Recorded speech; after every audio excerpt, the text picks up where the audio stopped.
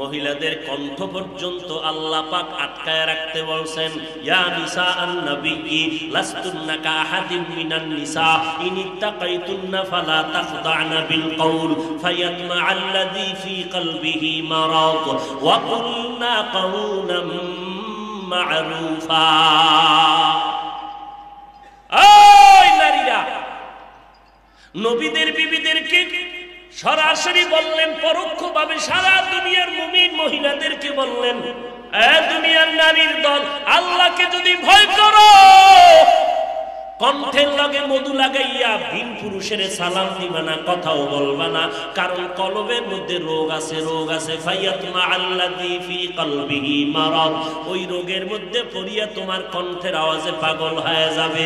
বেগানারে সালাম দিবা না, খবরদার। আর বাঙালি সুন্নাত আদায় করে, নিজের বউয়ের সালাম দেয় না, বেগানারে খালি সালাম দেয়। সুন্নাত আদায় করে ভণ্ড, সুন্নাত আদায় করে। আল্লাহ পাকের আইন হলো খবরদার, বেগানারে সালাম দিবি না। ও নারী, তোমারে যদি কেউ মধু লাগাইয়া কোন পুরুষেরা কথা বলতে চায় বেগানা, তোমার কণ্ঠটারে কর্কশ্বরে আওয়াজ দাও। তোমার কণ্ঠের কর্কশ আওয়াজে যেন ওর কলবের রোগটা দূর হয়ে যায়, ও যেন রোগের মধ্যে পড়িয়া তোমার পেছে পড়ে না যায়, জিনায় লিপ্ত না হয়। কারণ তোমার মধুর কণ্ঠ পাইয়া বান্দা অন্তরের কল্পনার জিনায় লিপ্ত হয়ে যাবে। সদ্দু খাসলাত মরদে না দারা নিশা সোহবত সব ইয়াও রগবত বাজানা। কেমনে বুঝাই? এরে নবীর আশিক উম্মতের দল, নবীকে উম্মি বলেছেন, নবী মূর্খ না, নবী হলেন কত বড় শিক্ষক। নবীরে আল্লাহ যে জ্ঞান দিয়েছেন বেশি দেন নাই। আল্লাহ বলেন, উতিতুম মিনাল ইলমি ইল্লা কালিলা। ও নবী, আপনাকে যে ইলম আমি দান করেছি খুবই সামান্য। এই সামান্য ইলমের ওজন কত? এই সামান্য ইলমের ওজন সাহাবায়ে কেরাম বরদাস্ত করতে পারেন না। লক্ষ লক্ষ তাফসীর লেখা হলো, শেষ হলো না। নবীর এই সামান্য ইলমের দৌরাত্ম এক এক দিকে এক এক রকম। তাফসীরের জগতে যদি দৌড় দাও, কিয়ামত পর্যন্ত ওই দৌড়াইয়া মাথায় যেতে পারবা না। কোরআনের একটা শাখা মানতেক, দর্শনের দিকে যদি দৌড় দাও, দর্শনের বিদ্যা রাস্তায় দৌড়াইয়া কিয়ামত পর্যন্ত দৌড়াইবা, কোরআনের দর্শনের রাস্তা তয় করতে পারবা না। এই রকম কোরআনের একটা শাখা হলো ফিকহ, মাসলা মাসাইল, মুফতিয়ানে কেরামদের তাদের লেখা কিতাবগুলো যদি তোমরা অধ্যয়ন করো, কিয়ামত পর্যন্ত দৌড়াইবা, মাথায় যেতে পারবা না। নবীর সামান্য ইলম আল্লাহ দিয়েছেন, তার দৌড়ার ওজন আমরা সহ্য করতে পারি না। তাহলে আল্লাহর কাছে কত ইলম আরো গোপন রয়ে গেল। সেই ইলম রাসূলের মাধ্যমে আল্লাহ উম্মতের দিলেন। নবী আপনার চার দায়িত্বের মাধ্যমে উম্মতের জান্নাতের পথ দেখাবেন। কোন ব্যক্তির জান্নাতে নেওয়ার ক্ষমতা নাই, জান্নাতে নিবেন আমার আল্লাহ। জান্নাতের পথ দেখাবেন উম্মতেরা। নবীজি চার দায়িত্ব পালনের মাধ্যমে জান্নাতের পথ দেখাবে। আর এই পথ দেখিয়ে যারা চলবে তারা জান্নাতে যাবে। কিন্তু প্রশ্ন হলো, নবী তো নাই, কিয়ামত পর্যন্ত নবীর এই দায়িত্ব কারা পালন করে উম্মতের জান্নাতে নিবে? নবী তাও সমাধান দিয়ে গেলেন, পেছ লাগায় না রে উম্মত, আমি যেদিন থাকবো না, আমার একদল বাহিনী জমিনের মধ্যে রেখে যাই। ওই বাহিনী এই চার দায়িত্ব পালনের মাধ্যমে আমার প্রেসক্রিপশনটাকে স্মরণ করাইয়া উম্মতের ঔষধ দিবে। উম্মতেরা ঔষধ সেবন করে করে জান্নাতের পথে আগায় যাবে। আমি একদল বাহিনী রেখে গেলাম, ওই বাহিনী এই দায়িত্ব পালন করবে। ওই বাহিনী কারা? আল্লাহর নবী বলেন, ক্বালান নবিয়্যু সাল্লাল্লাহু আলাইহি ওয়া আলিহি ওয়া সাল্লাম, আল উলামা ওয়ারাসাতুল আম্বিয়া। আমার বাহিনীর নাম হলো ওয়ারাসাতুল আম্বিয়া, নবীর ওয়ারিস। তারা কারা? তারা হলেন আহলে হক, উলামায়ে কেরাম। এই উলামায়ে আহলে হক নাকি বাতিল? বলেন বলেন। উলামায়ে আহলে হক, আবার বাতিলও কিন্তু আছে, আছে না নাই? এবার উলামায়ে আহলে হকের গুণ কি? আল্লাহ কোরআনে বলেন ইন্নামা ইয়াখশাল্লাহা মিন ইবাদিহিল উলামা। আহলে হক উলামায়ে কেরাম আমি আল্লাহকে বেশি ভয় করবেন। ভয় করার মানে হলো ইচ্ছা করে গুনাহ করবে না, ভুলে যদি গুনাহ হয়ে যায় তওবা করতেও বান্দা দেরি করবে না। খাকো বাদ আবো আতিশ বান্দান বামানে তু মুর্দা বাহক জিন্দা আউলিয়ারা কারে উকবা ইখতিয়ার জাহেলারা কারে দুনিয়া ইখতিয়ার। এই বেটা সান্দিনার মুসলমান, ঘরে ঘরে ঘরে ঘরে একসময় সান্দিনা অস্কিরে গেছে, কথা ঠিক না? ঘরে ঘরে এমন কোন গ্রাম নাই সান্দিনা অস্করি নেই। আজকে বয়ানের পরে কইবা ফার্সির কবিতা কইয়া লাভ কি? হ্যাঁ, কত প্রশ্ন তোমার, দেখতে নারী চলন বাঁকা। আমি যে ফার্সি কবিতাগুলো শুনাইতেছি, সার করতেছি, এর মর্ম অর্থ কি সবাই বুঝে? বুঝে না। কিন্তু বুঝনেওয়ালা কি কেউ নাই? যদি তুমি ওই প্রশ্ন করো, তোমারে যদি আমি করি, তুমি যে উর্দু কথা কও, তুমি যে ইংলিশে কথা কও, উম্মতেরা সবাই বুঝে? তো কও কেন? হ্যাঁ, বুঝনেওয়ালা তো কিছু আছে, কথা বলেন না কেন? নিজের দিকে প্রশ্ন আগে করবা, এরপর অন্যের দিকে আঙ্গুল ঘুরাবা। তুমি অন্যের দিকে যে এক আঙ্গুল দিছো, নিজ দিয়া যে তিনটা তোমারে ঠাসতেছে, খবর আছে? তিন আঙ্গুল যে তোমার দিকে আক্রমণাত্মক অবস্থায় তাকিয়ে আছে, খবর আছে? নিচের দিক থেকে খবর নাই, খবর নাই। আল্লাহ হিংসামুক্ত জিন্দেগি আমাদের দান করেন। তো নবীজি যেই বাহিনী রেখে গেলেন, উলামায়ে আহলে হক যারা আল্লাহকে বেশি ভয় করবেন, মানে গুনাহ করবেন। এখন যদি দেখেন আলেম দাবি করে গুনাহ করে, সে আহলে বাতিল, আহলে হক নয়। এর নবীর উম্মতের দল। নবীর 4 দায়িত্বের 1 নাম্বার দায়িত্ব হলো কোরআনের তেলাওয়াত। আল্লাহ বলেন ইব্রাহিম 2 নম্বরে বলছিল কোরআনের ব্যাখ্যা, আমি আল্লাহ ব্যাখ্যাটারে নিয়ে গেলাম 3 নাম্বার। খুব খেয়াল করেন, এখানে একটা চিকন পয়েন্ট। আল্লাহ বলেন ইব্রাহিমের 2 নাম্বার সিরিয়াল নিলাম 3-এ, ইব্রাহিমের 4 নাম্বার সিরিয়ালটা দিলাম 2-এ। ইব্রাহিমের 4 নাম্বার সিরিয়ালে ছিল অন্তর ধোলাই করা, গুনাহমুক্ত করা। আমি আল্লাহ সেই সিরিয়ালটা 2 নম্বরে নিয়ে নিলাম। নবী গো, 1 নাম্বার আপনি কোরআন তেলাওয়াত করে উম্মতের শুনাইবেন, 2 নম্বরে উম্মতের অন্তরটারে গুনাহমুক্ত করবেন, ধোলাই করবেন, 3 নাম্বার কোরআনের ব্যাখ্যা শিখাবেন। অন্তর ধোলাইয়ের কথা ছিল 4-এ, আল্লাহ কেন 2-এ এনে দিলেন? ভালো করে বুঝো আল্লাহ পাক কেন আনলেন, কেন তুমি বুঝো না। কিন্তু আল্লাহর কথা তো হিকমত থেকে খালি না। ফা'লুল হাকিম লা ইয়াখলু আনিল হিকমাহ, হাকিমের কথা হিকমত থেকে খালি না, জ্ঞানীদের কথা জ্ঞান থেকে খালি না। আল্লাহ কেন ইব্রাহিম নবীর 4 নাম্বার সিরিয়ালটা 2 এর মধ্যে এনে দিয়া বললেন, নবীর 1 নাম্বার দায়িত্ব কোরআনের তেলাওয়াত শিখাবেন, 2 নাম্বার নবীর দায়িত্ব উম্মতের অন্তর ধোলাই করবেন। এখানে কথা 2টা শোনা লাগবে। আল্লাহ পাক 2 নাম্বার দায়িত্ব দিলেন অন্তর ধোলাই করা, নবী উম্মতের অন্তর ধোলাই করবেন, নবী উম্মতের অন্তর ধোলাই করবেন। আর 2 নম্বরে সিরিয়ালে কেন আনলেন, ব্যাখ্যা কেন করে নিলেন? আল্লাহ 3-এ কেন নিয়ে বললেন ব্যাখ্যা শিখাবে 3 নাম্বার, 4 নম্বরে আমল শিখাবে, 2 নম্বরে অন্তর ধোলাই করবে। কারণটা কি? বলে রে বান্দা, কোরআন এটা আল্লাহর দেওয়া নূর, এটা তো আল্লাহর কালাম, কালামুল্লাহ, আল্লাহর কথা।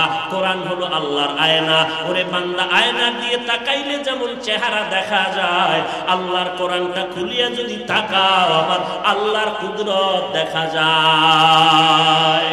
এই কালামে জিন্দা কোরআনে হাকিম, হিকমতে লা ইয়াজাল সতো কদিম, জামিউল ইলম ফিল কোরআনে তাকাসারাত আনহু আফহামুর রিজালি।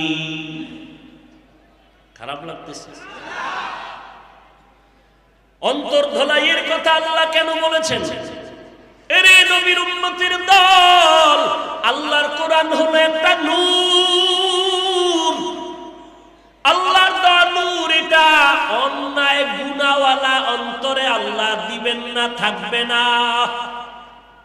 অন্তরের মধ্যে যদি ময়লা থাকে, ময়লা পাত্রে কোরআনের পরিষ্কার থাকবে না এই নূর। উদাহরণত আমি বলি, চুম্বক দেখছেন, চুম্বক লোহা টানেনি টানেনি? ও কথা কম মোল্লারা, কথা কম। চলে গেলে মাথা নরম আর গরম করে লাভ নাই, বুঝার চেষ্টা করো। চুম্বকে লোহা টানে, দূরের থেকেও টানে, কাছের থেকেও টানে। খেয়াল করো, এখন চুম্বকের সামনে যদি একটা পর্দা লাগাই দেই, মোটা কাগজ লাগাই দেই, মোটা কাপড় লাগাই দেই, বুঝে থাকলে বলো এবার লোহার আকর্ষণ বাড়বে না কমে যাবে? বলেন। যদি তুমি আকর্ষণ বাড়াইতে চাও, চুম্বকটারে ক্লিন করো, কোনো পর্দা থাকতে পারবে না, তাহলে লোহাটাকে টেনে ধরবে আর ছুটবে না। এরে বান্দা, আল্লাহর কোরআনের নূর যদি সিনার আয়নায় লাগাইতে চাও, এই সিনার মধ্যে বান্দা তোমার সিনাটারে চুম্বকের মতো পরিচ্ছন্ন করে নাও। গুনার পর্দা যদি লাগায় দাও, কোরআনের নূর তোমার আকর্ষণ সিনায় নিবে না। এই জন্যই তাকায় দেখেন মাদ্রাসা, হেফজখানা মাদ্রাসায় তাকায় দেখেন, হাফেজ ছাত্র 8 বছরের সন্তান, অথচ আমি 20 বছরের সন্তান যদি গিয়া কয় আমি হাফেজ হতে চাই, বয়স কত? কয় 20। বয়স কত? বলে 25। বলে তোরে বাইরে আমি মেরে ফেলবো, তোর কপালে কোরআন হেফজ করা হবে না, কারণ তোর কলবের মধ্যে গুনার পর্দা পড়ে গেছে, মুখস্থ করতে পারবি না। আর বাচ্চার অন্তরে কোনো পর্দা নাই। এই জন্য তাকায় দেখো, 8 বছরের সন্তান 6 মাসে কোরআনের হাফেজ। দেখছেননি কারবার? কিছুই বুঝেন না। এইটা নিয়ে অনেকে সমালোচনা করে, বাচ্চার এখানেও কোরআন শিখায়। ওরে বাচ্চার সিনায় কোরআন শিখান টিখান বুঝি না, আল্লাহ ঢুকায় দেয়, ও ঢুকায় রাখে। বান্দার কি করার আছে? ওর চুম্বুকটা পরিচ্ছন্ন, কোরআনের চুম্বুকের সাথে আকর্ষণ হয়ে যায়। 8 বছরের বাচ্চা 6 মাসে হাফেজ। আছে না নাই? 2 নাম্বার, অন্তর ধোলাই করবি, না হয় কোরআনের জ্ঞান থাকবে না। এই জন্য নবীকে আল্লাহ বলেন, কোরআনের জ্ঞান দেওয়ার আগে অন্তরটারে ধোলাই করো, কারণ অন্তরের মধ্যে গুনার পর্দা থাকলে কোরআন ধরে রাখতে পারবে না। নাম্বার 2, অন্তরে যদি গুনার ভেজাল থাকে, আর এই ভেজালওয়ালা অন্তর নিয়ে যদি কোরআনের ব্যাখ্যা শিখতে যায়, তাহলে তার ব্যাখ্যা হবে সমাজের মধ্যে প্যাচ লাগানোর ব্যাখ্যা। ঠিক কিনা বলো? এটা হলো বড় কথা।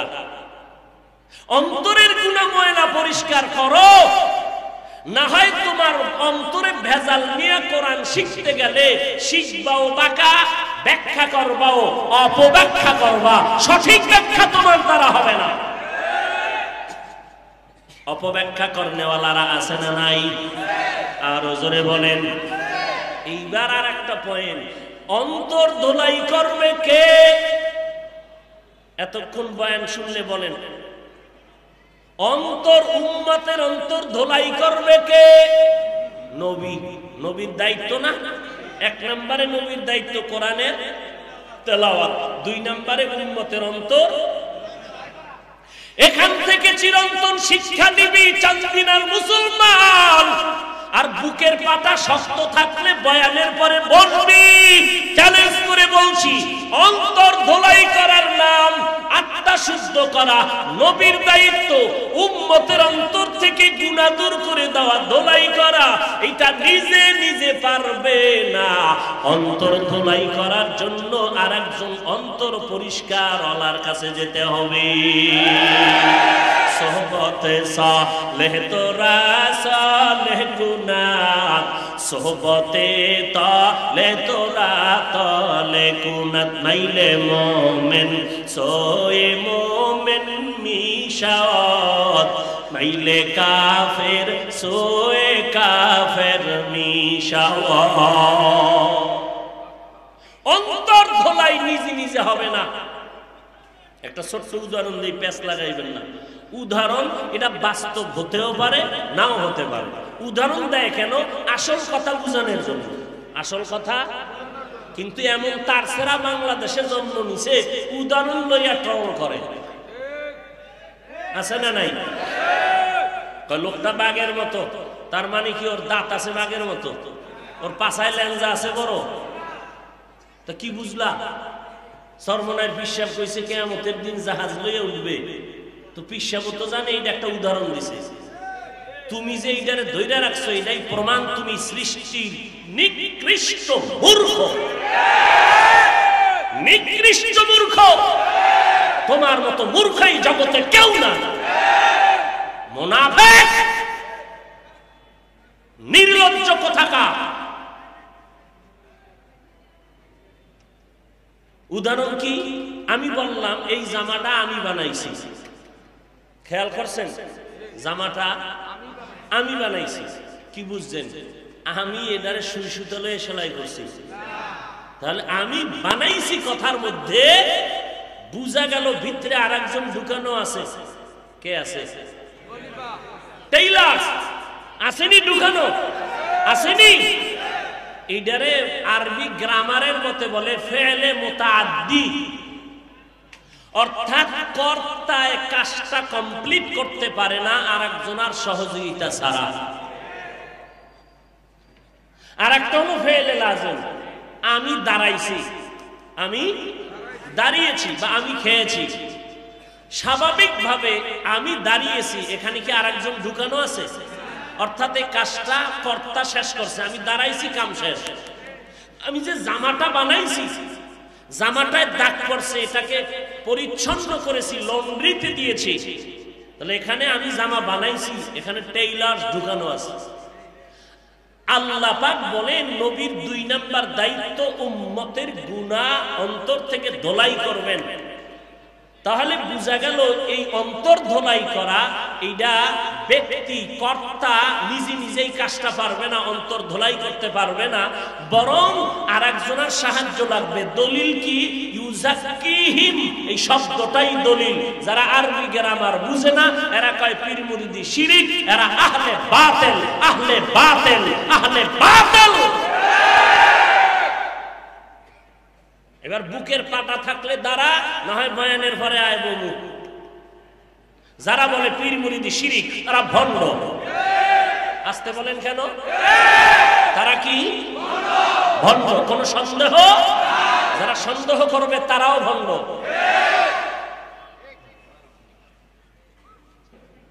ইউজাক্কিহিম, এই শব্দটাই দলিল। অন্তর ধোলাই করতে হলে নিজে নিজে হবে না, অন্যের সহযোগিতা লাগবে। তো উম্মতের অন্তর ধোলাই করছে রাসূল, রাসূলের পরে দায়িত্ব পালন কারা করবে? Doctor, doctor, engineer. নবী বলেন ওয়ারাসাতুল আম্বিয়া, আহলে হক উলামায়ে কেরাম। অতএব কিয়ামত পর্যন্ত উম্মতের অন্তর ধোলাইয়ের দায়িত্ব আহলে হক উলামায়ে কেরাম, আউলিয়ায়ে কেরাম। এদের কাছে না গেলে অন্তর ধোলাই হবে না, হবে।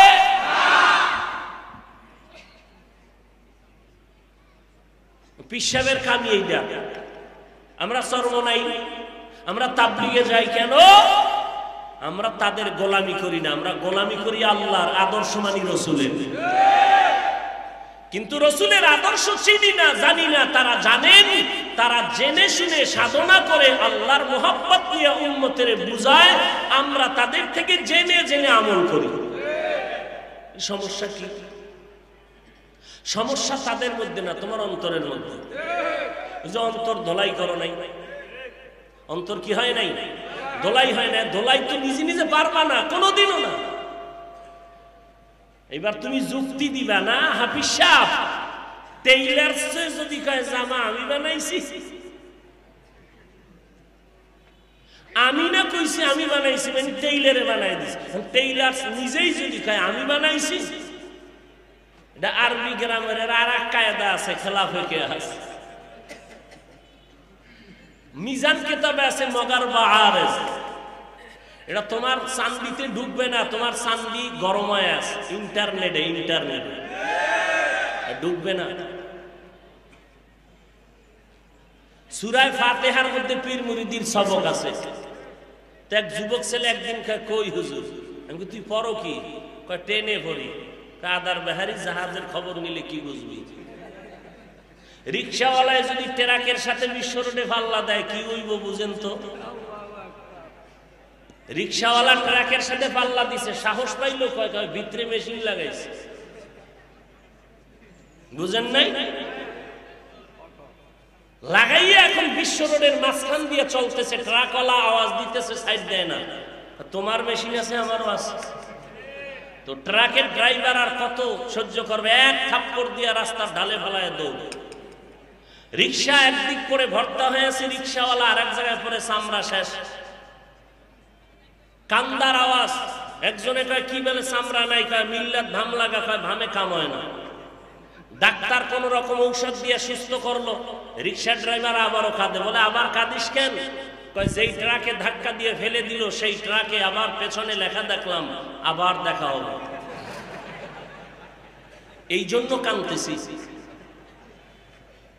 রিক্সা ড্রাইভার ট্রাকের সাথে পাল্লা দিও না। আরবি বুখারী পড়তে পারো না, কোরআনের আরবি বুঝো না, তুমি বুখারী বইলা চিল্লাইলে কি হইব? কি হইব বলো তো? বাংলা হাদিস নিয়ে দৌড়াও, বুখারীর আরবি বুঝো না, আরবি হাদিসে মুতাওয়াতির, হাদিসে মশহুর, হাদিসে হাসান, হাদিস হাসানলি জাতিহি, হাসানলি গায়রিহি, এগুলো বুঝো না। তুমি কাও জয়ীফ হাদিস মানি না। রাসূলের হাদিস জয়ীফ হইল, এই জয়ীফ আর সহিহ এটি রাসূলের যুগের কথা না, এটি পরবর্তী মুহাদ্দিসিনে কেরামদের পরিভাষা। বর্ণনাকারীদের যোগ্যতার ব্যবধানে হাদিসের মান ব্যবধান হয়ে গেছে। এটা রাসূলের কথায় কোনো ব্যবধান নাই। রাসূলের ছোট্ট কথাও উম্মতের কাছে আকাশ পরিমাণ বড়। সালাকি ছাড়ো, আল্লাহর গোলাম হওয়ার চেষ্টা করো। আমরা আল্লাহর গোলাম, আমরা কারো অন্ধভক্ত না। দেখো না তাবলীগে লাগছে, আমরা হক আল্লাহর গোলাম করি, এই জন্য লাগছে। ওই মুনাফিকেরা কি বলছে? তাবলীগে লাগছে। আমি বলছি অসম্ভব, হক বাতিলে লাগছে, তাবলীগে লাগে নাই। আব্বাও যদি উল্টা পাল্টা করে, হকপন্থী আমরা বাবাকেও সাথ দিতে প্রস্তুত নাই। পীর সাহেবের তো আরো পরের কথা। অতএব আমরা অন্ধ গোলাম না, আমরা সচেতন গোলাম, আল্লাহর গোলামি করি। তৌফিক দান করেন। রাগ করতেছেন? মোনাজাতের দিকে যাব? আল্লাহ সবাইকে কবুল করেন। ঔষধ আরো কিছু বাকি রয়েছে, সামনে আগাবো। হায় হায় হায় হায় ভাইরা আমার, অন্তর ধোলাই একা একা হবে না, কারো সহযোগিতা লাগবে। উম্মতের অন্তর ধোলাই করেছেন পয়গম্বর। পয়গম্বরের পরে দায়িত্ব পালন কারা করবেন একটু বলেন? শুধু উলামায়ে কেরাম বললে হবে না, আহলে হক উলামায়ে কেরাম, আহলে হক ইলমে রা'জাজু করদন বেহিসাব, খলকে রাদাদন জওয়াবে বাসওয়াব, হক না তারত দোস্তে খলকা জারেরা, নিস্তে ই খসলত কে দিনদারেরা। হাফিজ ভাই বয়ান যাই করলো সব সমালোচনা করলো। সমালোচনার ব্যাখ্যা জানো? গীবত করা হারাম, এটা তুই জানো, আলেমরা জানে না। আরে মূর্খ, গীবত করা হালাল না হারাম এটা আলেম জানে না। জানার পরেও যদি মনে করো গীবত করে, আলেম জানিয়া শুনিয়াই করছে। কারণ আলেম ভালো করিয়া জানে গীবত করা যেমন হারাম, আবার গীবত করা ওয়াজিব। নামাজ পড়া যেমন ইবাদত, নামাজ না পড়াটাও, জিকির করা যেমন ইবাদত, জিকির না করা ইবাদত। কোরআন তেলাওয়াত করা যেমন ইবাদত, কোরআন তেলাওয়াত না করাটাও ইবাদত। সূর্য যখন উঠতেছে নামাজ পড়া যাবে নি? যাবে? তাহলে নামাজ পড়া যেমন ইবাদত, নামাজ না পড়াটাও ইবাদত। আলেমের কথা ভুল ধরার আগে চিন্তা কর নিজের মাথা ঠিক আছে নি। সমালোচনা করা হারাম, আলেম না জানলে কে জানবে রে বাবা। এরপরও যদি দেখো আলেম গীবত করে, এটা গীবত না। অন্যায়ের প্রতিবাদ করা এটা গীবত না, অন্যায়ের প্রতিবাদ করা হলো এটা ঈমানের পরিচয়। অন্যায়ের প্রতিবাদ করা গীবত নয়। আন্দাজি একজনের বিরুদ্ধে কিছু বলা এটা গীবত। আবার সেই গীবত চার কারণে ওয়াজিব না করলে ওলামাদের গুনাহ হবে। গীবত করা হারাম, কিন্তু চার কারণে গীবত করতে হবে। আহলে হক ওলামায়ে কেরাম বাতিল যারা তাদের ব্যাপারে উম্মতের সতর্ক করবে জাহান্নাম থেকে বাঁচানোর জন্য, নিজের স্বার্থের জন্য না। বুঝাইতে পারলাম? এখন যদি তুমি মনে করো হাফিজ ভাই সমালোচনা করেছে, আমি করেছি জাহান্নাম থেকে বাঁচার জন্য, আমি কোনো দালালি করি না রে বাবা। চরমনাই বুঝি না, তাবলীগ বুঝি না, দেওবন্দি বুঝি না, আলিয়া বুঝি না, কওমি বুঝি না। দুনিয়াতে আসছি আমরা সবাই একই হালাতে ল্যাংটা, যাব কিন্তু একই হালাতে। তোমারও তিনটা কাফন হবে, আমারও তিনটা কাফন হবে। তুমি যে আল্লাহর গোলাম, আমিও সে আল্লাহর গোলাম। তোমার আল্লাহ আমার আল্লাহ এক, তোমার নবী আমার নবী এক, তোমার কোরআন আমার কোরআন এক, তোমার কাবা আমার কাবা এক, তোমার আশা আমার আশা এক, তোমার বিদায় আমার বিদায় হবে একই কোয়ালিটিতে, তোমার কাফন আমার কাফন এক। তবে চাঁদদিনার মুসলমানের কাফনের কালার হবে আলাদা। কি হবে? সাদা। চরমনাইওয়ালাদের কাফনের কালার ভিন্ন, আলিয়াওয়ালাদের কাফনের কালার ভিন্ন, নাকি সব এক? সবার কাফনের কালার কেমন হবে? ওরে বান্দা, যদি কাফনের কালার সবার এক হয়, সাদাই হয়, এখন কেন মাঝখানে একটু সময় পাইয়া সবুজ কালো নিয়ে ঝগড়া করো? সবুজ দেখলে মাথা গরম, সাদা দেখলে মাথা গরম, কালো রং নিয়ে ঝগড়া কেন করো রে বাবা? আমি ফয়সালা দিয়ে গেলাম রে মুমিন, যদি তোমার সবুজটাই আসল হয়, সাদা দেখতে না পারো, মরণকালে তুমি ওসিয়ত করিও তোমার কাফনের কালার যেন সবুজ দিয়া কবরে দেয়। তোমার কালোটাই যদি আপন হয়ে থাকে, অন্য কালার যদি সহ্য করতে না পারো, মরার আগে ওসিয়ত করো কালো বোরকা ভরায়া যেন তোমারে কবরে নেয়। কি ঠিক? এ কালোটা ভরে মরবি? যদি মনে করো না না সব ভণ্ডামি, কিচ্ছু না, তাহলে দ্বন্দ্ব ছেড়ে দাও। টুপি পরাই নবীর সুন্নত, কে লম্বা পড়লো, কল্লি পড়লো, গোল পড়লো, সাদা লোক সবুজ পড়লো, দ্বন্দ্ব ছেড়ে দাও। মনটারে বড় করিয়া কোলের মধ্যে আলিঙ্গন করো। নবীর সুন্নতি টুপি পরছে, আর কোনো আমার দ্বন্দ্ব থাকার দরকার নাই। এরে নবীর উম্মতের দল, ওই কবরে যাব, তুমিও যাবে, আমিও যাব। কবরের সাইজও কিন্তু এক। কবরের প্রশ্ন তিনটা হবে, তাও কিন্তু একই প্রশ্ন হবে। রবের পরিচয় দাও, ধর্মের পরিচয় দাও, রাহমাতুল লিল আলামিনের পরিচয় দাও। তিনটা প্রশ্ন ঠিক করিয়া কবরে যা। চরমনাই যাওয়ার দরকার নাই, কওমিতে পড়ার দরকার নাই, উজানি যাওয়ার দরকার নাই, তাবলীগে যাও না যাও তোমার ব্যাপার। তবে তিনটা প্রশ্নের জবাব ঠিক করে কবরের দেশে যাও। এক নাম্বার প্রশ্ন কবরে হবে, রবের পরিচয় দাও। দুই নাম্বারে ধর্মের পরিচয় দাও। তিন নম্বরে রাহমাতুল লিল আলামিনের পরিচয় দাও। কবরে যাওয়ার পরে তোমার আমার কবরে দুইজন ফেরেশতা চলে আসবে তিনটা প্রশ্ন করার জন্য।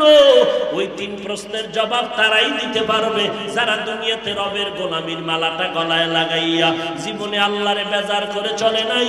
কবরে যাওয়ার পরে তারা জবাব দিয়া বলবে, যখন বলবে তোর রব কে, ওই মুমিন জবাব দিবে রব্বি আল্লাহ, আমার রব একমাত্র আমার আল্লাহ।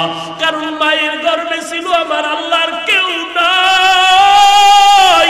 দুনিয়াতে আসার আগে আমার মায়ের স্তনে খানার আয়োজন করেছেন আমার আল্লাহ, আর কেউ করে নাই। আমার জবান দিয়া কথা বলার শক্তি দান করেছেন আল্লাহ, আর কেউ করে নাই। আমার হাঁটার শক্তি ছিল না, হাঁটার শক্তি দান করেছেন আমার আল্লাহ। আমি কথা বলতে চাইতাম না, কথা বলার শক্তি দান করেছেন কে? আল্লাহ আমার কথা বলার শক্তি দান করেছে। আমি দুনিয়াতে আসার পরে কান্না ছাড়া কোনো ভাষা আমার জবানে ছিল না। আমি আম্মা কয়ে ডাকতে পারি নাই, আমার পেটে ক্ষুধা লাগছে বলতে পারি নাই শিশুবেলা মা আমার খানা দাও। আমার একটাই বুঝি কান্নার আওয়াজ। এই কান্নার আওয়াজ দিয়ে আমার আম্মা জান বুঝতে পেরেছে কখন আমি কান্না দিয়া কি চেয়েছি। আমার মা কান্না শুনিয়ে দ্রুত খানার আয়োজন করেছেন, বাথরুমের ব্যবস্থা করেছেন। আল্লাহ কয় ওরে গোলাম, তোর মা তোর কান্না দিয়া যদি সব দাবি পূরণ করে দিতে পারে, ওরে আমি আল্লাহর মায়াটা কি তোর মায়ের থেকে কম? আমি আল্লাহর মায়া তোর 99 গুণ বেশি। ওরে বান্দা, মাকে যখন বাচ্চা মা মা বলিয়া ডাক দেয়, মায়ের কলিজা সিরিয়া যায়, কাছ ফালাইয়া সন্তানের কোলে জড়ায় নেয়। এরে বান্দা, আমি আল্লাহ তোর মায়ের গর্ভে এত সুন্দর করে বানাইছি। আমি আল্লাহ তোরে দুনিয়াতে আসার পরে কত মায়ার খানা তৈরি করেছি। এরে বান্দা, আমি আল্লাহ তোরে কথা বলার শক্তি দান করলাম। আমি আল্লাহ যখন তুই তোর মাকে মা বলে ডাক দাও, তুই যখন আব্বাকে আব্বা বলে ডাক দাও, আমি আল্লাহ তোর কুদরতের নজর দিয়ে তোর জিহ্বাটা দিয়ে তাকায় থাকি রে গোলাম। তুই কখন জিহ্বা নাড়া একবার আমি আল্লাহকে আল্লাহ বলে ডাক দিবি। মায়ের থেকে যদি কান্না দিয়া সব আদায় করতে পারো, আমি আল্লাহর দরবারে যদি এক ফোঁটা চোখের পানি ছেড়ে দাও, আমি আল্লাহর থেকে বান্দা তোর দাবি কেন আদায় হবে না? আমি আল্লাহ কান্নাটারে বড় ভালোবাসি, এই জন্য আমি বারবার আমি কান্নাকে পছন্দ করি। নবীরাও কান্না করেছেন। আমি আল্লাহ কোরআনেও বলেছি, ফালিয়াযহাকু কালিলান ওয়া লিয়াবকু কাসীরা, বেশি বেশি কান্না করো, কম কম হাসরে বান্দা। মদিনার নবী বলেন, এক ফোঁটা চোখের পানি যদি ছেড়ে দাও, জাহান্নামের আগুন হারাম হয়ে যাবে। আল্লাহর দরবারে চোখের পানি ছেড়ে কাঁদো, চোখের পানির এত দাম। এরে যুবক আল্লাহর গোলাম, ডানে বামে তাকাইয়া দেখ, দলাদলি সারিয়া একটু চিন্তা কর। তোমার আমার মতো কত যুবক স্কুল কলেজে পড়ে, নামাজ বাদ দেয় না। নিজের একটু প্রশ্ন করো, বাবা তুমি পারো না কেন? তোমার মতো যুবক র্যাব আর্মি পুলিশের চাকরি করে, নামাজ বাদ দেয় না, তুমি কেন পারো না? জবাব ঠিক করো। তোমার আমার মতো যুবক সন্তান ব্যবসা করে, চাকরি করে, নামাজ বাদ দেয় না, তুমি কেন পারবা না রে বাবা? আল্লাহর কাছে তওবা করে নাও। এই করোনা মহামারীতে কত জীবন আপনজন আমার হাতের থেকে চলে গেল। আজকে রাতের বেলা যখন ঘুমায় যাবি, বাতিটা যখন নিভায়ে দিবি, মনে মনে একটু প্রশ্ন করিস, ঘুমের মধ্যেও যদি কত মানুষ মরে, আজকে আমারও যদি মরণ হয়ে যায়। সকালবেলা মা এসে ডাকবে, বাবা ওঠো, এসে দেখবে আমার শরীর পাথরের মতো শক্ত, বরফের মতো ঠান্ডা হয়ে গেছে। আম্মা জান একটা চিল্লায় বলবে, তোরা কে কোথায় আছো, আয় আয়, আমার সন্তানের জমিনে বেঁচে যাই। বাবায় কান্না করবে, আবার কলিজার টুকরা সন্তানটা নাই। কেউ যাবে মসজিদের ইমামের খোঁজ দিয়ে, তাড়াতাড়ি আসো, আমার জানা সন্তানের জানাজা না পড়ায় কোথাও যাবেন না ইমাম সাহেব। কেউ যাবে কবরে কবর খনন করতে, কেউ যাবে বাঁশ বাগানে বাঁশ কাটার জন্য। আবার দেখবা ঘরের পাশে একদল পানি গরম করতেছে, তোমার গরম পানি দিয়ে গোসল করানোর জন্য। তোমার লাশটা ঘরের থেকে নামাইয়া এরপরে জানাজা পড়ায় যখন কাফনে পেঁচাইয়া খাটটা কাঁধে নিয়ে কবরের দেশে নিয়ে যাবে, জানালা দিয়া মা ডেকে বলবে, কই না আমার কলিজার টুকরা সন্তান, আমার এখন কে মায়া করিয়া আম্মু বলে ডাকবে, আমার এখন কে মোহাব্বত করে আব্বু বলে ডাক দিবে। এই বাচ্চাটা, এই সন্তানের জন্য কত রাত আমি ঘুমাইতে পারি না রে বাবা। আমার এই সন্তানের জন্য কতবার খানার প্লেট নিয়ে খেতে পারি নাই। এরে আল্লাহর বান্দারা, এই জায়গায় কি এমন কেউ নাই তার মা নাই, বাবাও নাই? এতিমের মতো বসে আছো, চোখের পানি ছেড়ে মা বাবার জন্য কি দোয়া করতে পারো না? যদি গুনার কারণে চোখে পানি না আসে, ডানে বামে তাকায় দেখ, আর চোখের এক ফোঁটা পানি বের হয়ে গেল। হাতটা বাড়াইয়া দোয়া নাও, কান্নাওয়ালার দোয়া কিন্তু কখনো ফেরত যাবে না রে আল্লাহর বান্দা। এরে যুবক, পায়ে হাত রেখে বলি তওবা কর। মা বাবার দোয়া নাও, কবরের কিনারায় গিয়া দোয়া পড়ো, দরুদ পড়ো, সালাম পাঠাও। নবীর সুন্নতের মালাটা গলায় লাগাও।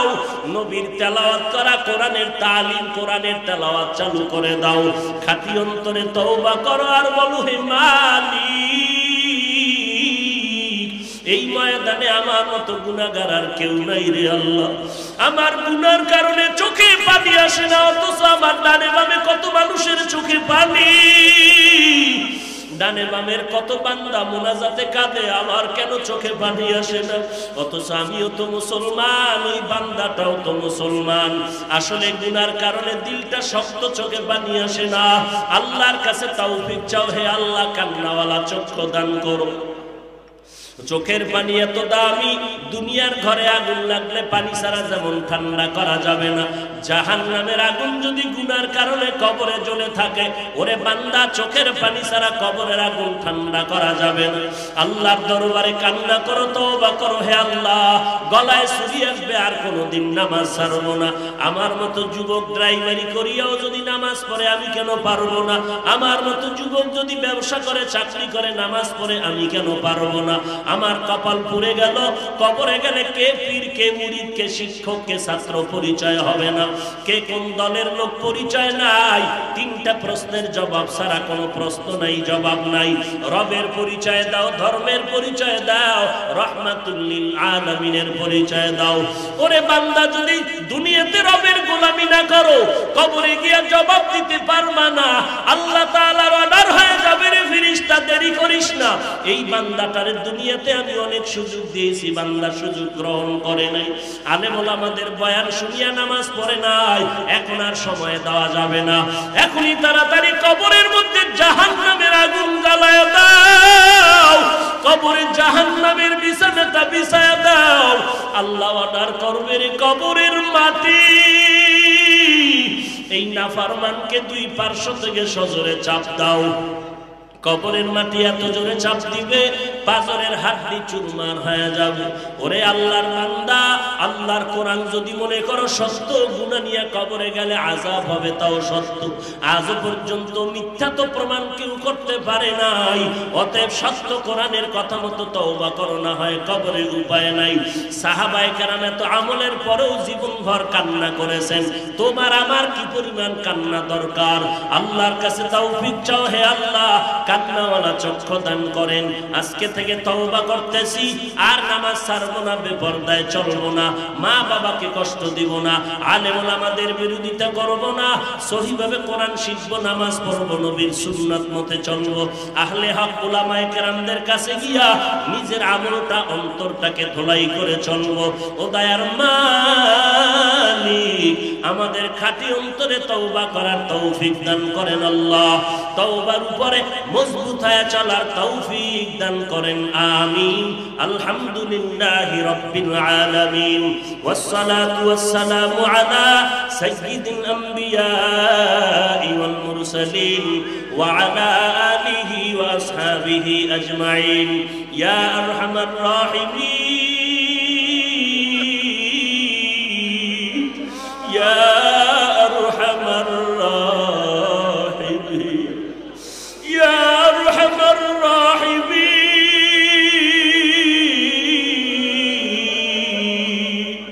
আল্লাহুম্মা ইন্না নাউযু বিকা মিনাল বারাসি ওয়াল জুনুনি ওয়াল জুযামি ওয়া মিন সাইয়্যিল আসকার।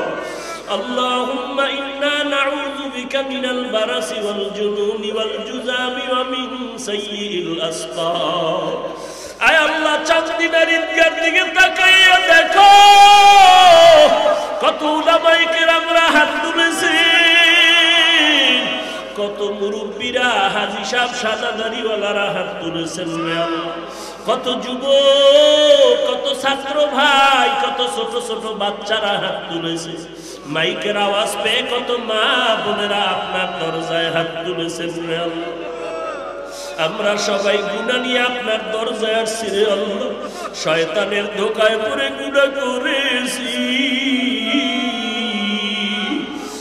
গুনার দিকে তাকায় দেখি আমার মতো জাহান্নামী কেউ নাই। গুনাহের কারণে আমার হাত না পাক, আমার চোখ না পাক, আমার জিহ্বা না পাক, অন্তর না পাক হয়ে গেছে। আয় আল্লাহ, গুনাহ নিয়ে আসছি, এই গুনাহ অবস্থায় বাড়ি যেতে চাই না রে আল্লাহ। আপনার মতো দয়াময় কেউ নাই। আয় আল্লাহ, আপনি দয়া করে আমাদেরকে সবাইকে গুনাহগুলো মাফ করে দেন। আমরা তো আপনার আদরের নবীর উম্মত। আপনি যদি ক্ষমা না করেন, গফফার নামটা কেন রাখলেন আল্লাহ? আপনি যদি আমাদের ক্ষমা না করেন, রহমান নামটা কেন রাখছেন? আপনার ছেলে নাই, মেয়ে নাই, আমরাই তো আপনার আদরের গোলাম। আয় আল্লাহ, সকল দরজা থেকে ফিরিয়া আজ আপনার দরওয়াজায় হাজির হয়েছে। এ জীবনে না করিলাম বন্দেগি, এ জীবনে না করিলাম বন্দেগি, গুনাহ করে কাটাই নাও জিন্দেগি, গুনাহ করে কাটাই নাও জিন্দেগি। সকলেরই দরজা হইতে ফিরিয়া আপনারও দরজায় রইলাম তাকাইয়া, তওবা করে আবার তওবা ভাঙ্গিলাম, অবশেষে খাঁটি তওবা করি না। ও দয়ার মালিক, কত প্রতিবন্ধকতার পর এই ময়দানে মাহফিল হয়েছে রে আল্লাহ। কত উলামায়ে কেরাম, এই যুবকেরা দিন নাই রাত্র নাই, খানাও খেতে পারে নাই, ঘুমাইতেও পারে না। আয় আল্লাহ, এই মাহফিলের আয়োজন করতে গিয়া কত রাত্র ঘুমাইতে পারে নাই, খানাও খেতে পারে না। ওই মাঠে প্যান্ডেল, ওখান থেকে আর এক জায়গায় প্যান্ডেল, এইভাবে কষ্ট করিয়া করিয়া আপনার বান্দাদের হাজির করেছে।